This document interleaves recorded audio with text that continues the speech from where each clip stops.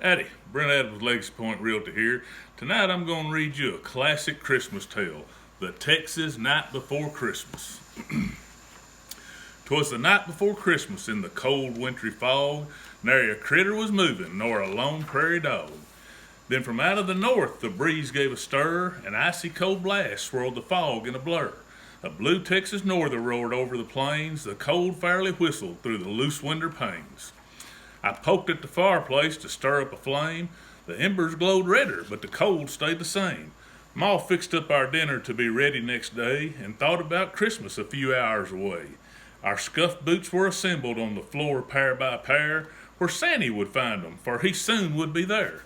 The young'uns were bundled down snug in their covers, a sprout of a girl and her two older brothers. So me and my long handles and Ma in her gown warmed up by the fire before we laid ourselves down. Then from out on the range there came such a ruckus, I ran to the window to see what the fuss was. Through the blue winter blizzard a scene came to sight. I squinted to see, for there warn't much light. There stomping and snorting and pawing the ground were 8 scrangy longhorns a-stamping around, in front of a wagon piled full as could be, with boxes and bundles as high as a tree.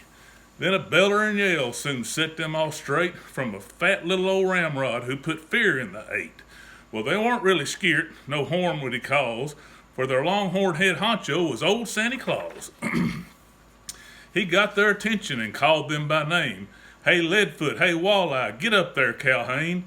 Come on, Gimp and Flop-Ear and Scarface, start dragging. Get on, Sam and High Hips, let's move this here wagon. Old Leadfoot, he bellered and lifted his head, then straight on they trampled through Ma's flower bed. They laid the gate flat, and the clothesline went too. Nothing stood in their way as they flat-footed through.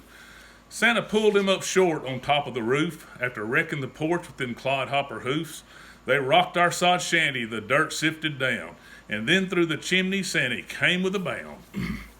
He was dressed all in rawhide, with a Stetson on top. His big Texas boots hits the floor with a chop. He shook his great belly and stomped with each foot, which knocked off a shower of mud, ash, and soot. His eyes were both squinty, and his skin was like leather from too much exposure to the raw Texas weather. He looked tough as a horseshoe, but I felt no alarm, 'cause a wink of his eye showed he'd do us no harm. A feed bag of toys he flung from his back, and with nary a word he opened the sack. He filled all the boots and piled them up high. Then he looked out the window and up at the sky. The cold Texas norther still whistled and blew, but more young'uns was waiting. His work wasn't through. It was hard to just leave and walk through the door to face all them longhorns in the cold as before. He drank some hot mud and hunched close to the fire to soak up the warmth and thaw his cold feet. He could no longer dally or put off the chore, so he gave us a wink and pushed through the door. He prodded the longhorns to get on the go, and the wagon took off through the fog and the snow. He called over the norther before he went out of sight. Merry Christmas, you hear, and y'all have a good night.